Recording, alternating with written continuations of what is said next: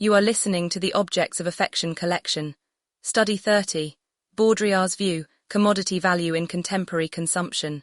In the luminous, frictionless world of contemporary luxury, a persistent and unsettling feeling of emptiness has taken hold. We are surrounded by objects of immense price but questionable value, by brands that trade in heritage but produce for the moment, and by a relentless cycle of desire manufactured on digital screens.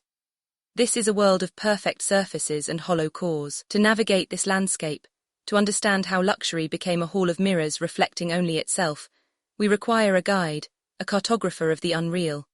That guide is the French philosopher and cultural theorist Jean Baudrillard.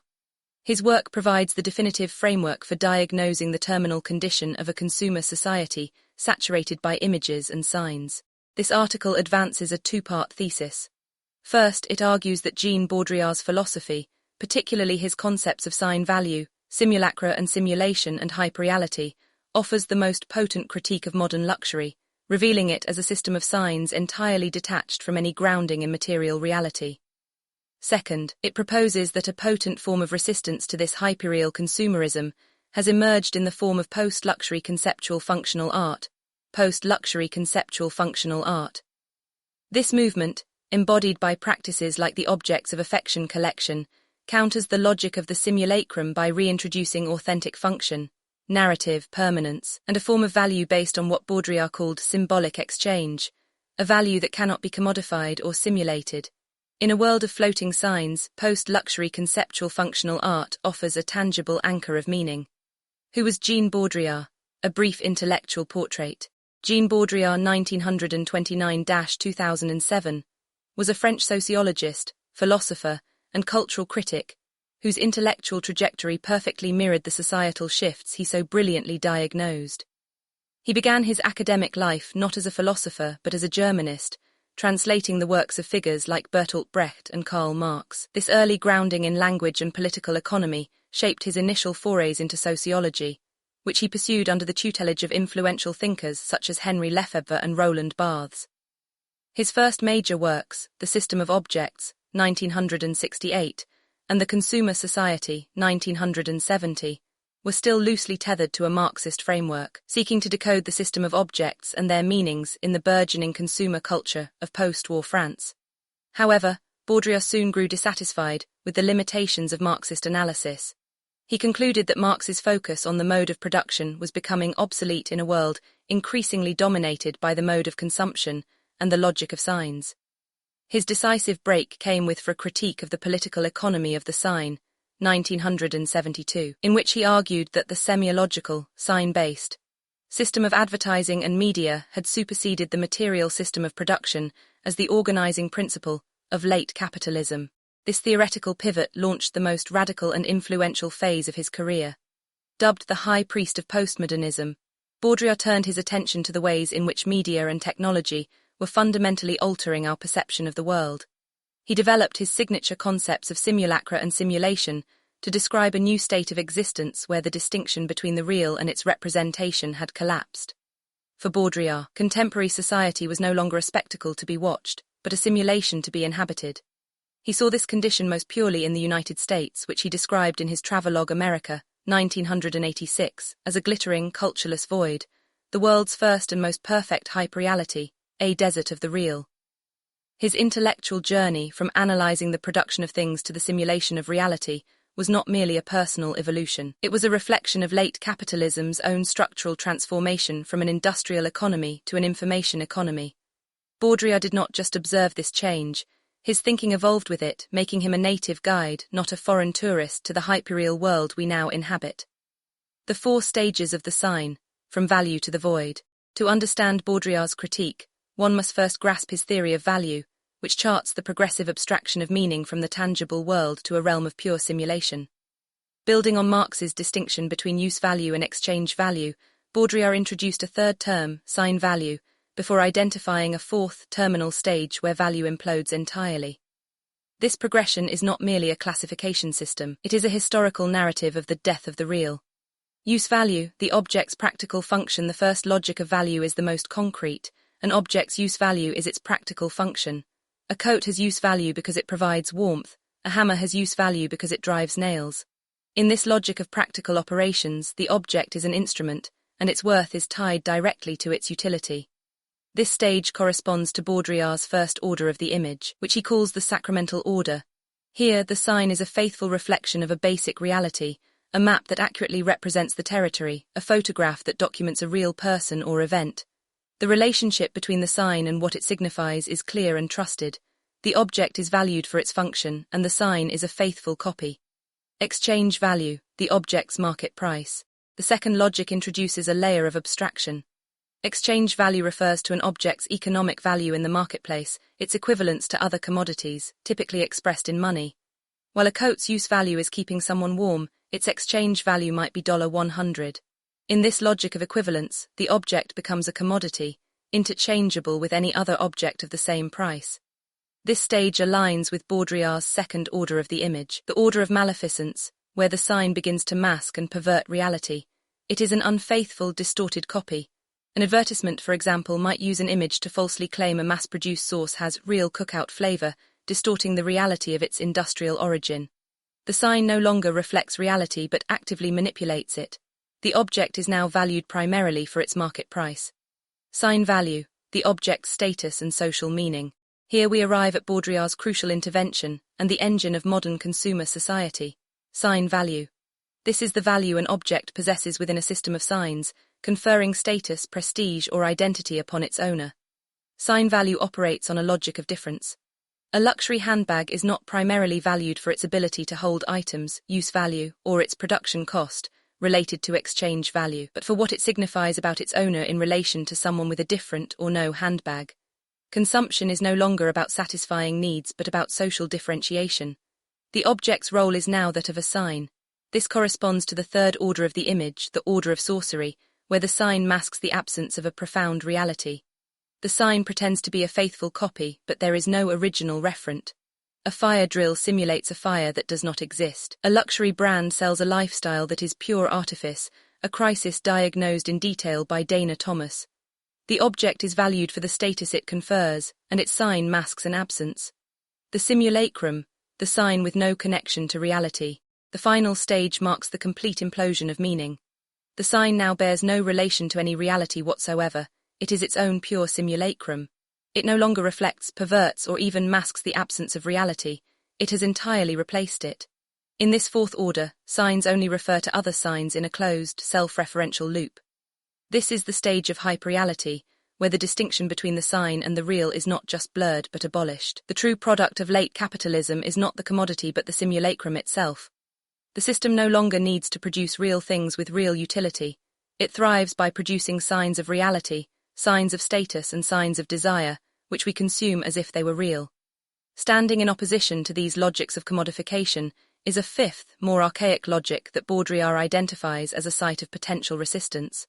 Symbolic exchange. Governed by a logic of ambivalence, this form of value is embodied in the symbol or the gift. Unlike the other forms of value which are tied to utility, markets, or status, symbolic exchange is about the social bond an object creates. Its value is non-commodifiable and personal, rooted in ritual and relationship. This concept, which operates outside the system of signs, will become crucial later in our discussion of resistance to the hyperreal. Welcome to the desert of the real. Defining simulacra and hyperreality having established the decay of the sign, we can now explore Baudrillard's most celebrated and challenging concepts. He defines simulacra as copies that have no original in reality, and simulation as the process by which these copies come to replace and even generate the real world.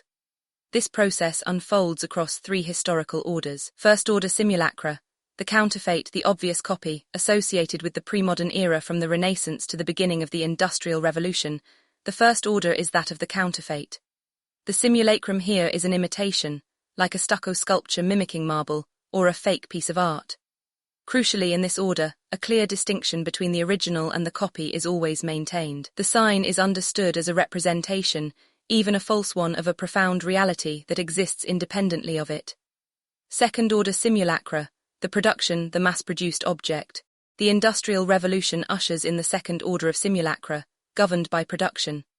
With the advent of mass reproduction, the distinction between the original and the copy begins to collapse. An object from an assembly line is a copy for which no true original exists. Every instance is identical. Here, signs become repetitive, and the line between reality and its representation starts to blur dangerously. Third-order simulacra. The simulation, the model that precedes the real, the third order belongs to our postmodern, media-saturated age. It is defined by simulation, where the relationship between the sign and reality is inverted. In what Baudrillard famously calls the procession of simulacra, the model now comes before the real. The simulation precedes and generates the territory it is supposed to represent. Media events, like the televised coverage of the Gulf War, become more real and definitive than the messy, inaccessible reality of the conflict on the ground. Scientific models no longer describe reality, but create the reality they claim to analyze. Our experience of the world is increasingly an experience of these generative models. Hyperreality, when the map replaces the territory. Hyperreality is the terrifying destination to which the third order leads. It is the state in which the distinction between the real and the simulation has not just blurred but completely imploded. To explain this, Baudrillard masterfully co-opts a fable by Jorge Luis Borges. In the story, the cartographers of an empire create a map so detailed and precise that it is the same size as the empire itself, covering the territory point for point. Eventually, subsequent generations find the map useless and leave it to rot in the desert. Baudrillard performs a brilliant inversion of this fable to describe our contemporary condition. The territory no longer precedes the map, nor does it survive it, he writes. It is nevertheless the map that precedes the territory, that engenders the territory. Today, the simulation, the map, has become the real, and it is the physical world, the territory, whose tattered vestiges now rot away beneath it. We are living in what he calls the desert of the real, mistaking our media-generated, sign-saturated world for reality itself. Disneyland is Baudrillard's classic example. It presents itself as an imaginary world to make us believe that the America outside its walls is real. In fact, he argues, Disneyland's function is to hide the fact that the real America is itself a simulation, a third-order simulacrum, just as orchestrated and artificial as the theme park. The power of hyperreality is that it eliminates the very ground from which it could be critiqued. If there is no real to compare the simulation to, then the simulation becomes our only reality. Asking, what is hyperreality explained, is to ask about a world where the question, is this real, has become meaningless. Case study, how modern luxury became hyperreal. The modern luxury industry serves as a perfect case study for Baudrillard's theories. It is an industry that has mastered the art of third-order simulation, no longer selling well-crafted objects but rather trafficking in a hyperreal code of signs. The logo as floating signifier, the case of the luxury handbag. The semiotics of the luxury logo reveals this transition with stark clarity. Historically, many logos signified a specific heritage, craft, or story. The Hermes horse and carriage, for instance, is a direct reference to its origins as a harness and saddle maker. Today, however, a dominant trend has seen major fashion houses like Burberry, Yves Saint Laurent, and Balenciaga abandon their distinctive typography for minimalist, geometric, sans-serif logos that are nearly indistinguishable from one another. This aesthetic convergence is more than a concession to digital legibility. It is the transformation of the logo into what has been called an empty container.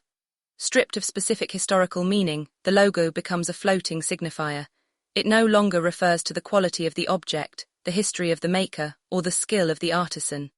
Instead, it refers only to its own position within the abstract code of luxury.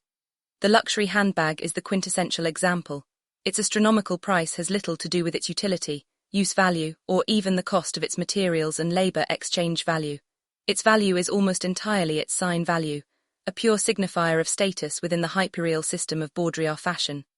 The influencer economy and simulated desire. This hyperreal system is powered by a new engine of desire, the influencer economy. Influencers do not simply advertise products, they produce and perform aspirational lifestyles that are pure simulation. Through curated images and videos, they construct a seamless hyperreality of leisure, beauty, and effortless consumption, in which luxury objects appear as casual props. This was laid bare in the viral case of Wisdom K and the Miu Miu problem. Followers are not primarily consuming the product, but the sign of the lifestyle it is embedded within. This creates a closed loop of simulated desire that perfectly illustrates the procession of simulacra. The simulated lifestyle, the map precedes and generates the desire for the object, a coordinate on the map. The desire is not for the thing itself, but for entry into the simulated world the influencer represents, a world that has no real-world referent. Economic value vs. semiotic value. Two models of luxury. This shift from object to sign requires a new model for understanding luxury's value. The standard economic definition of a luxury good is a product with a high positive income elasticity of demand, meaning that as a person's income rises, their spending on that good increases by a greater proportion. A 1% rise in income might lead to a 2% rise in spending on luxury cars, for example. While technically accurate, this economic model is profoundly insufficient. It describes a correlation that people with more money buy more luxury goods, but it fails to explain the motivation, the why. Baudrillard's semiotic model provides the missing explanation. In a society of abundance where basic needs are met, consumption becomes a primary means of social differentiation. We buy luxury items not for their superior utility, but for the status they signal within a social code. The economic model is obsolete as a tool for understanding motivation, because the true driver of luxury consumption is the acquisition of sign value. The luxury industry has successfully replaced the territory of well-crafted, durable objects with the map of a constantly shifting code of logos and simulated lifestyles. The consumer does not purchase a product, they purchase a position on this map. This is the hollowed-out, hyperreal state of modern luxury, the resistance, symbolic exchange and post-luxury art. If modern luxury is a terminal disease of meaning, is there a cure? Baudrillard's own work, often seen as deeply pessimistic, contains the seed of an answer. He contrasts the logic of commodity exchange with a more archaic, powerful and disruptive logic, symbolic exchange. It is this very concept that provides the philosophical foundation for post-luxury conceptual functional art, as a tangible form of resistance. The remainder of this study continues at objectsofaffectioncollection.com. This has been a study from the Objects of Affection Collection, a critical art research institution operating under the framework of post-luxury conceptual functional art. Read the full research at objectsofaffectioncollection.com.